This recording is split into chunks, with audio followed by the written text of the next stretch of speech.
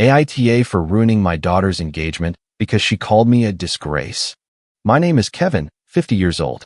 I have been a union electrician for 28 years with the local IBW in Grand Rapids, Michigan. My house is a modest single-story ranch home in a working-class neighborhood near Walker Road. I bought it after the divorce 12 years ago, when Danielle decided that our marriage had run its course and she needed a new start. Trevor was a trust fund individual who had never held a steady job. They got married about 18 months after our divorce was finalized. My daughter Alyssa was 14 at the time, old enough to understand what had happened, but young enough that her perspective could be influenced by someone who tried to win her over with material things and grand gestures. It was the Monday before Thanksgiving when my life began to reconfigure itself. In Grand Rapids, in late November, the sky weighs on your shoulders like a wet blanket. I had just finished a job on Division Avenue, rewiring an old shop that smelled of mildew and the remnants of a defunct business. My hand still carried that familiar scent of copper and electrical tape when I got home in my pickup truck. I walked through the door, dropped my tool bag. The house was quiet, just me and the ticking of the clock. I made myself a strong cup of coffee and was scrolling through my phone when I saw Alyssa's message. She wanted to stop by on Wednesday with her future husband Nathan after returning from somewhere. I asked her where they had gone. The reply took a while. Ann Arbor, to meet Nathan's family. I froze for a moment. Ann Arbor is not far, about 2 hours with traffic, but enough to plan, pack a bag, organize your time. I asked if I was coming too, because that is what you do when your daughter gets engaged. You show up. You shake hands with the future husband's family. Her response came too quickly this time. Just Mom and Trevor are coming. Something cold washed over my chest. Not anger yet. I asked why. Nathan's family is traditional. It is just simpler this way. Simpler? What do you mean? I mean, I do not want to be embarrassed. Can you not make a big deal out of this, please? Embarrassed? Okay. I typed 3 different replies, then deleted them all. Finally, I just sent, understood. I sat at my kitchen table drinking a cooling coffee, trying to figure out at what point I had become the embarrassing parent, the one you hide, the one whose existence needs to be explained away or erased from the narrative. My phone buzzed again. It was my brother Chris. He works at an auto body shop on the south side of town and has a sixth sense for when something is wrong. His message was simple. Yo, you good, bro? Holding up? I told him I would call him later. That night, I barely slept. I stared at the ceiling thinking about all the years I had been there. Every child support payment made on time, every birthday, every holiday. The car loan I co-signed when Alyssa was 19. The semester abroad I helped fund. The emergency appendectomy when she was 16, and me sitting in a waiting room for 6 hours while Danielle and Trevor were unreachable at a resort. 26 years of being her father, and I was not even worth a seat at the table. The betrayal arrived on social media the next morning at 7:15. I was checking my notifications when I saw the photo. Alyssa, dressed up, smiling. Danielle next to her with that smug smile. Trevor on the other side, arm around my daughter's shoulders. They were standing in front of a fancy restaurant in Ann Arbor, and the caption hit me right in the heart. Family dinner with my parents before the big meeting tomorrow. So grateful for my amazing dad and all the love he has given me. Dad. She was calling Trevor Dad. After 26 years, I stood there alone in my kitchen like a ghost who has not yet realized he is dead. My phone rang. Chris, did you see that? Your daughter? I told him. Yes, that really hurt. Kevin, I did not argue. Chris was quiet for a moment. Then he said, you know the worst part? She posted that knowing you would see it. It is not a mistake. He was right. Alyssa was not naive. She had inherited her mother's talent, a way of handling things with plausible deniability. She could always claim she meant no harm, that I was being too sensitive. I told him I would call him back. Then I hung up. I sent a single text to Alyssa. Since Trevor is your dad now, let him act like it. You are cut off. Then I turned off my phone and went to bed. The next morning, I heard cars in my driveway. Cars. I looked out the window. Alyssa's luxury SUV was parked behind Danielle's Mercedes. The whole group was there. Alyssa, Danielle, and Trevor himself, looking as smug as ever in his cashmere coat. Nothing says family emergency quite like showing up in 2 luxury vehicles to confront your dad about his feelings. They did not even knock. Alyssa still had a key from back when she used to spend weekends at my place. She walked in like she owned the house, the other two right behind her. Danielle swept my kitchen with her gaze, mentally evaluating everything that did not meet her standards. Trevor positioned himself near the door. Danielle spoke first, as always. "Kevin, we need to talk." I stayed seated at my table, coffee in hand, my phone still open to the post. "Oh, really?" Alyssa stepped forward. "You saw the post, before you turn this into a huge deal." "A huge deal," I repeated. "You publicly called Trevor your dad in front of everyone." Trevor stepped forward with his usual smile. "Kevin, I understand that you are hurt." I held up a hand. "Stop right there. You do not get to speak on this situation. Apparently, you are the favorite parent in my daughter's life. So, congratulations. Start acting like it." His smile faltered slightly. Danielle's eyes grew cold. "That is exactly what I mean," Alyssa said. "That attitude. That is why I did not want you to come." "What attitude?" "The one where I exist, where I have opinions, where I am not just a source of support you use when you need something." Danielle's voice turned icy. "No one said that. You did not have to say it. Actions speak, Danielle. You took your husband and my daughter to meet her future husband's family, and you introduced Trevor as her father. So, what did you tell them about me? That I am a roommate, a guy who funds your daughter's lifestyle and shows up to holidays occasionally?" Silence. I turned to Alyssa. "What exactly did you tell Nathan's parents about me?" She did not answer. Alyssa. Her jaw tightened. "The Hartleys do not like divorce stories." "Okay, they are traditional. Old money. Mom told them you were more or less absent. It was simpler." "There it is. Simpler," I repeated. "So, you erased 26 years of my life as your father because it was simpler." "It is not erased, it is presentation." "It is a lie, Alyssa. A lie you told your future in-laws about who raised you." She rolled her eyes. "Biologically, yes, but being a father is more than DNA." She crossed her arms and looked me dead in the eye. "You never acted like a real father, Kevin." The words hit hard. I stayed completely still for a long time. "Okay," I whispered. "I understand." Alyssa blinked, almost surprised that I did not react. Danielle exchanged a look with Trevor. The room grew quiet. Trevor cleared his throat. "The Hartley family has certain expectations. I do not care." He stopped dead. Danielle chimed in. "You are making this more dramatic than necessary." "No." I slowly stood up. "I am done. We came to make peace," she said through gritted teeth. "You came because Alyssa wants something." Alyssa's voice grew sharp. "What does that mean?" I looked at my daughter, trying to find the little girl who used to run to me when I got home from work, the teenager who cried on my shoulder after her first breakup, the young woman who called me in a panic when her car broke down on Interstate 96, and for whom I drove 2 hours in the snow. All I saw was a stranger in expensive clothes who had learned to treat people like disposable objects. Someone who had been taught that image mattered more than anything. "It means the support is shut off," I said. Alyssa's face went pale. "What are you talking about?" "The account I opened for you. The one I have been putting money into since you were 3. The one I told you was for emergencies and your wedding one day." I paused. "I closed it this morning before you even got here." Her jaw dropped. "You did what?" Danielle's eyes widened. "You have lost your mind. You cannot do that." "Yes, it is done. That money was for Alyssa. My money saved for my daughter, and apparently, I am not her father. So she can forget about it." Alyssa finally found her voice. "How much was in there?" I told her the amount. It hung in the air. Trevor whistled softly. "That is substantial. 23 years of savings. Compound interest." Alyssa's face went from pale to red. "You cannot just take it back. It is mine. Watch me. I need that money for the wedding. Then ask your dad." I let the silence settle. "Your real dad, apparently." "Trevor, I am sure he can pay." "Okay. Hold on a second. It is me. I really need a moment here because that phrase, 'you never acted like a real father,' that stings. It is not a stranger saying that. It is not a distant relative with a bad opinion. It is his daughter, the one he co-signed the car for. The one he sat with for 6 hours in a hospital waiting room while her mom was at a resort. The one whose semester abroad he helped fund. The one he went to rescue on Interstate 96 driving 2 hours in a snowstorm. That girl looked him dead in the eye and said those words. Here is the uncomfortable truth. Kids can absolutely weaponize your love against you, especially when they were raised by someone who taught them that emotional manipulation is a normal way to communicate. Alyssa did not learn that on her own. That cruelty was modeled for her.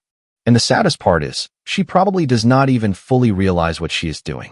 But what really strikes me is Kevin's response. He does not explode. He does not cry.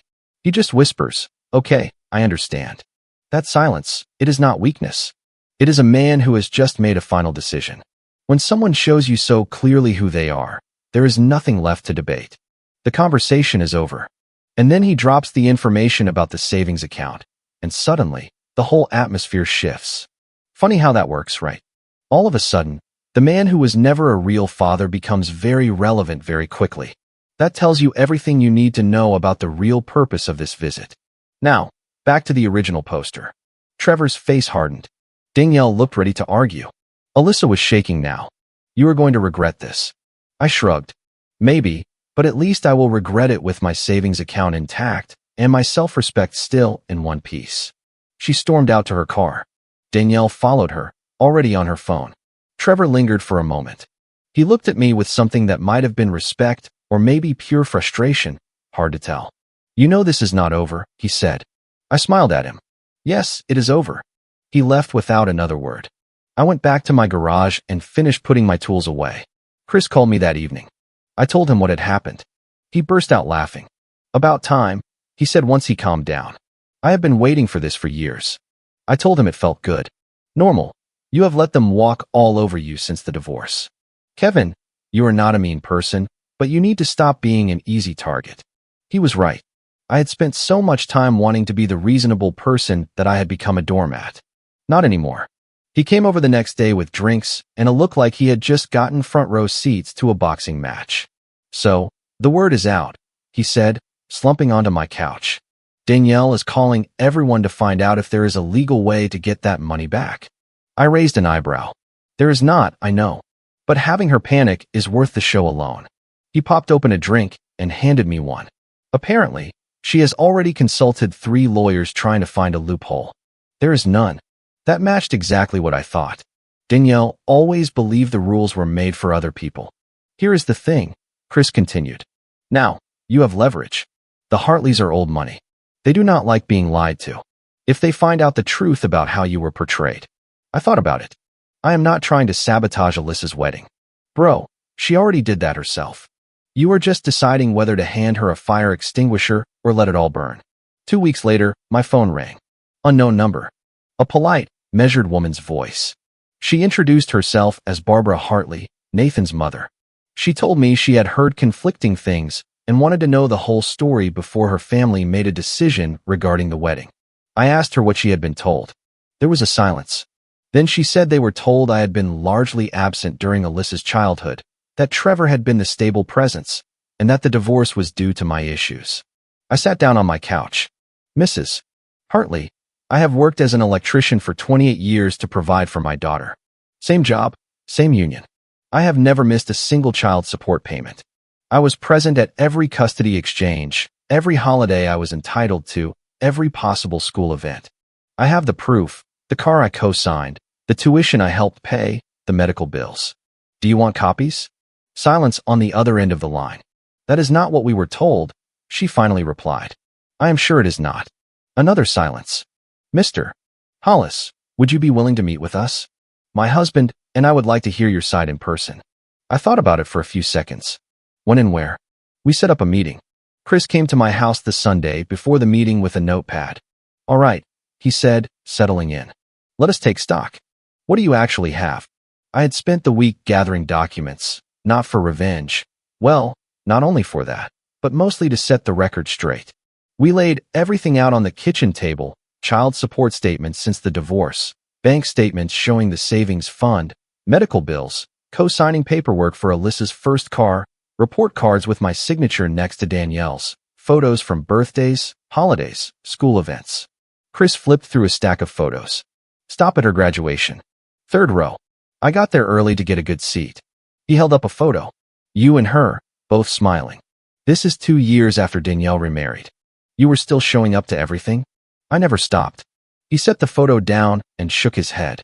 "And they told the Hartleys you were absent. Honestly, that makes my blood boil." "It is okay. I have the proof." Chris let out a sigh of disgust. Danielle has always been good at rewriting history. Remember when she told everyone the divorce was your fault because you worked too much, conveniently forgetting to mention her involvement with Trevor? I had no desire to reopen old wounds. That is not the point. Maybe it is. These people lied about you, Kevin. They are still lying, and they are using those lies to push you out of your own daughter's wedding. I looked at the stacks of documents on the table. 26 years of proof that I had shown up, that I had tried, that I had never stopped being a father, even when it would have been easier to walk away. The Hartleys seem like reasonable people, I said. Barbara sounded genuinely puzzled on the phone, as if what she was told did not match what she was observing. What do you mean? She told me Nathan had mentioned me several times, that he said I seemed like a normal guy during their brief meeting at an engagement party. But Alyssa and Danielle's story painted me as a practically non-existent deadbeat. Things were not adding up for her. Chris nodded. So she is fact-checking on her own. Sounds like a smart woman. He pulled out his notepad. All right, what do you want to get out of this meeting? I thought about it. I did not want to destroy Alyssa's wedding. I wanted something simpler. I want them to know the truth. What they do with it is their business. Chris jotted something down. Okay, but you also need to brace yourself for the fallout. When Alyssa finds out you spoke directly to them, she is going to explode. Let her explode. He looked at me. Are you sure? She is your daughter. She stopped being my daughter the day she called another man dad. At this point, I am just the guy who provided the genetic material. Chris stayed silent for a moment, then put down his pen. I have known you forever. You are not a vindictive person. I am not vindictive. I am honest. There is a difference. Chris cracked open a drink.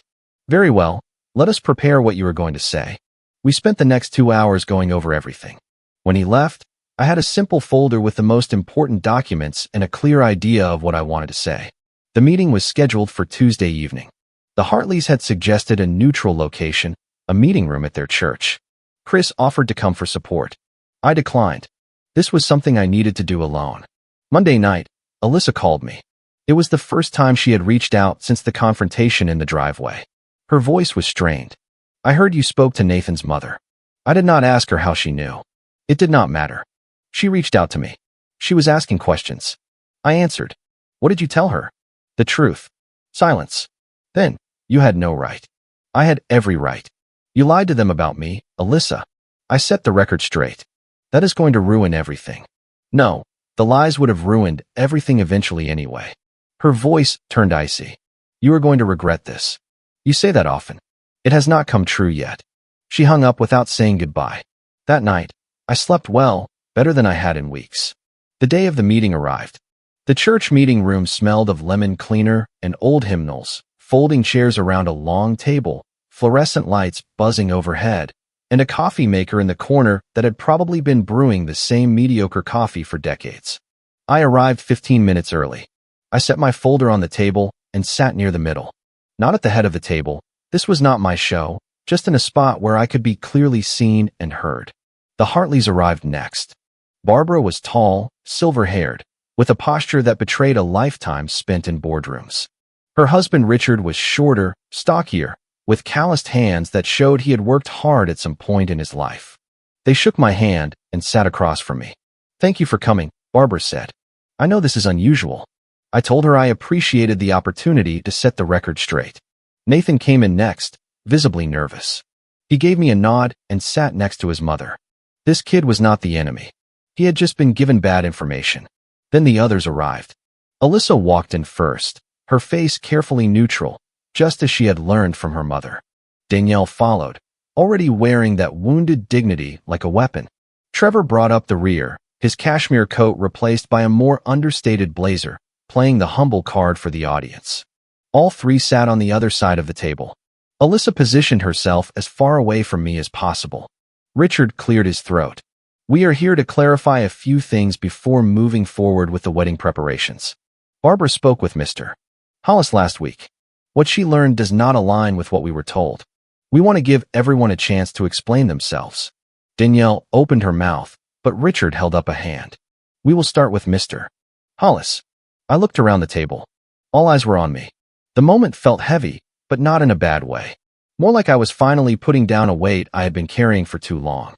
I have been Alyssa's father for 26 years, I said. I was married to Danielle for 14 of those years and divorced for 12. During the marriage, I worked. I provided for my family. I was there for birthdays, holidays, school events. After the divorce, I followed the custody agreement to the letter. I never missed a payment, never missed a visit, never missed a chance to show up in my daughter's life. I opened my folder and laid out the documents one by one. Here is the complete child support record, uninterrupted for 12 years. Here are the loan documents from when I co-signed for her first car. I was not absent. I was the one she called. Here is a hospital bill from when she was 16 and had emergency surgery. I sat in that waiting room for 6 hours. I added the graduation photo to the pile. This is her high school graduation, third row. I took a day off work to be there. And this, I pulled out the last document. This is the statement for the savings account I opened for her when she was 3. 23 years of contributions. I closed it 2 weeks ago because I was told I was not her real father. The room went silent. Barbara reviewed the documents. Richard's expression shifted from neutral to something closer to anger. Nathan was staring at Alyssa. Is this true? Alyssa's jaw tightened. He is exaggerating. I shook my head. Which part? The official court records? The bank statements with dates and amounts? The hospital bill with my signature? Trevor leaned forward. Financial contributions do not make someone a parent. What matters is emotional presence. I was emotionally present. I cut him off. I was physically present. I was present in every possible way a father can be. You showed up when Alyssa was 14 with a leased car and a trust fund. You bought her affection. I earned it. His face darkened. Danielle's voice turned sharp. This is exactly why we did not want you there. This inability to accept that Alyssa has relationships with other people. I looked at her. I accepted that she has a stepdad. I never tried to undermine your marriage or the relationship between Trevor and Alyssa. But you did not just elevate him. You tore me down. You told these people I was absent, that I was not really involved. That is erasure. Barbara spoke softly. We were told Kevin was essentially a stranger, that he popped in occasionally but was not really part of Alyssa's life. She looked at Danielle. Danielle looked down. Nathan stood up abruptly, his chair scraping against the floor. I asked you point blank about Alyssa's biological father. You said he was not around. Alyssa's composure finally cracked. He was barely around. Every other weekend is not being a father. Every other weekend is what the court granted me, I said. Plus your mother's lawyer made sure I did not get any more. Danielle's face turned red. That is a lie. Check the court records. Nathan was still standing. He looked at Alyssa, then Danielle, then back at Alyssa. When he spoke, his voice was calm. The kind of calm that comes right before a breaking point. So you lied about your dad to make your family look better. Everyone froze. Alyssa's mouth opened, but no sound came out. Danielle's face went pale. Trevor stared at the floor. The silence stretched until it became unbearable. Richard turned to his son. Nathan, we need to talk. In private. Nathan nodded. He looked at Alyssa, and I saw something shift in his expression. Disappointment. The kind that is born when you realize the person you thought you knew is actually a stranger. He walked out with his parents. The door closed behind them. All right, let us pause for a moment. Nathan asked a single question, a calm, measured, but devastating question. So you lied about your dad to make your family look better? And the whole room froze. Here is the uncomfortable truth. The truth does not always need a long speech. Sometimes it just needs facts and one person brave enough to ask the obvious question that everyone else was too polite or too involved to ask. And think about what Nathan actually did here. This is his future wife. Their wedding is planned. His family is involved. His entire short-term life was built around this relationship. And the moment he realized the foundation was rotten, he stood up and walked away. Cleanly, without drama. He just left with his parents. Most people do not do that. Most people talk themselves into staying. They tell themselves things like, everyone has complicated family histories, or I do not want to make a big deal out of it. They minimize, they rationalize, because walking away from something you have already invested in is really hard. But here is what Nathan understood that most people never figure out. Alyssa's lies were not just about Kevin. They were an open window into who she is at her core. If she can erase her own father from her history that easily, without feeling the slightest bit of guilt, what else can she rewrite? What else will she rewrite? The most concerning liars are not the ones who feel bad about it. The most concerning ones are those who genuinely believe their version becomes reality simply because they state it confidently enough. Nathan saw that, and he chose himself. It was not a red flag he ignored. It was a red flag he spotted just in time. Now, back to the original poster. He left with his parents. The door closed behind them, and it was just us left, me, Alyssa, Danielle, and Trevor. Alyssa spoke first, her voice trembling. Are you happy now? You ruined everything. I gathered my documents back into the folder. If the truth destroys things, that is not my fault. You had no right. I had every right. Trevor stepped forward. You need to think about what you are doing, Kevin. Family conflicts can be resolved. But if you blow everything up, it is already blown up. You three lit the fuse. I just refuse to take the fall for the explosion. Danielle stood up, grabbing her purse. We will see about that. This is not over. I shrugged. For me, it is. They left. Alyssa did not even look back. I stayed alone in the room for another 10 minutes, listening to the hum of the fluorescent lights and the gurgling of the coffee maker.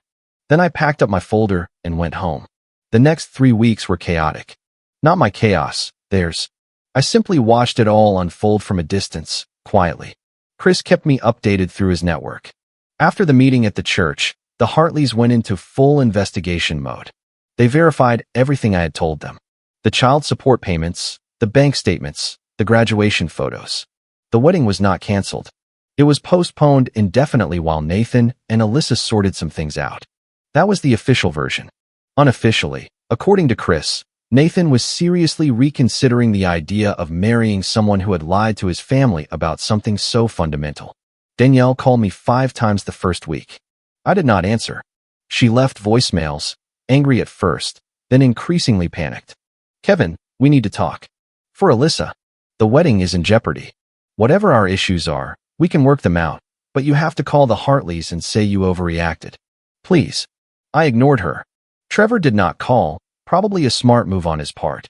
Alyssa reached out to me once via email, a long message that veered from accusation to self-pity.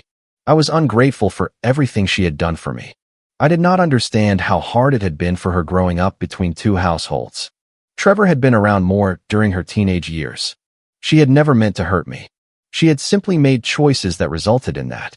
The closest thing to taking responsibility was in a single sentence near the end. I understand now that some of my decisions were hurtful, and I regret the pain they caused. Not, I'm sorry I lied about you. Not, I was wrong to erase you from my life. I reread the message twice, looking for any real acknowledgement of what she had done, any sign of genuine remorse. Nothing. I replied in 2 sentences. When you are ready to have an honest conversation about what happened, I will be ready to listen. Until then, I have nothing to say. She did not reply. Chris came over the 3rd Friday. We sat on my back porch, even though it was cold enough to see our breath. Apparently, the Hartleys pulled their funding for the wedding, he said. They were supposed to pay for the venue and the caterer. Now they are not. I nodded. That is a lot of money. Around $50,000 from what I heard. Barbara told someone at their church that she could not in good conscience fund a wedding built on a lie. Word for word. I let that sink in. The Hartleys were not just backing out. They were making a statement. Sounds like Trevor's trust fund is going to take a hit, I said. Chris grinned. Exactly. There is not as much money in that fund as everyone thought. Danielle has been bleeding it dry for years. The house, the cars, the lifestyle, it is mostly for show now. I thought about it. So Alyssa's dream wedding was being bankrolled by the Hartleys, and now that money is gone. Exactly. And the account you closed would have made up the difference. He shook his head. They are panicking. I took a long sip of my drink. Life can change fast. You said it. The following week, Danielle's sister reached out to me. Aunt Susan, a reasonable woman I had always gotten along well with during the marriage. She asked if we could meet for coffee. She wanted to understand what had happened from my perspective. I agreed. We met at a local diner on the south side of town. She looked tired, like someone caught in the middle of something exhausting. I talked to Danielle, she said. I also talked to the Hartleys. The stories do not match up. I told her I was not surprised. I cannot believe Danielle actually said you were absent. You did everything a father could do for his daughter. She paused. Kevin, I have known my sister forever. She has a talent for playing the victim in every story. But this, I did not realize how far it went. I did not brag. I just laid out the facts for her. Susan listened. When I finished, she sat quietly for a moment. And now, It is up to them. I said what I needed to say. The truth is out there. If they want to rebuild something with me, they know where to find me. And if not, I shrugged. Then I keep living my life. I have spent too many years waiting for people to appreciate me. I am done waiting. She reached across the table and squeezed my hand. For what it is worth, I am sorry. I should have seen it sooner. I told her it was not her fault, and I genuinely meant it. 3 months later, I was in my garage replacing the starter on my truck when a car pulled into my driveway. I did not recognize the vehicle, but I recognized the man who got out. Nathan looked different from the last time I saw him, less polished, more worn down. I wiped my hands with a rag and walked out to meet him at the edge of the garage. Mr. Hollis, do you have a few minutes? Yeah, sure. We sat on the tailgate of my truck. Neither of us was in a rush to break the silence. The chill of early March still had a bit of a bite, but the sun was out and the wind was manageable. Nathan spoke first. The wedding is off. Pause. I nodded. I heard about that. Yeah, word travels fast. He looked at the ground. I tried to make it work. I kept telling myself that everyone has complicated family histories. No one is perfect. True. But it was not just complicated. She lied. And when I started digging, really digging, it was worse. What she said about you was only the beginning. I waited. The semester abroad, she said her mom paid for? That was you. The car her stepdad was supposed to have bought her? You co-signed the loan. The medical emergency Trevor supposedly saved the day for? He was not even in the country. You were the one there. Sounds like you did your homework. I had to, because every time I tried to talk to Alyssa about it, she would deflect, change the subject, make me out to be the problem just for asking questions. I knew that tactic well. I had been on the receiving end of it for years. Nathan shook his head. What really stuck with me was how easy it was for her to lie. It was not even reluctant. She was rewriting reality as if it were nothing and expecting me to go along with it as a family skill. He cracked a faint smile. My mom said something similar. We sat in silence for another minute. What are you going to do now? I asked. Focus on work. Try to figure out who I am without her. 8 months of my life built around a wedding and blending families. It feels weird for it all to just stop. I understood. That sudden emptiness where obligations used to be. Nathan nodded slowly. You know what? My parents like you. My mom says you remind her of my grandpa. Straightforward, no nonsense. What you see is what you get. I will take that as a compliment. It was meant as one. He stood up, dusted off his pants. We shook hands. Thank you for your time. No problem. Good luck, son. He drove off, and I went back to my starter. News about Alyssa trickled in a few weeks later through Chris. Without the Hartley money and without the account I had closed, the wedding was impossible anyway. But that was not the only consequence. Danielle and Trevor's finances, already shaky, took another hit when some of his investments went bad.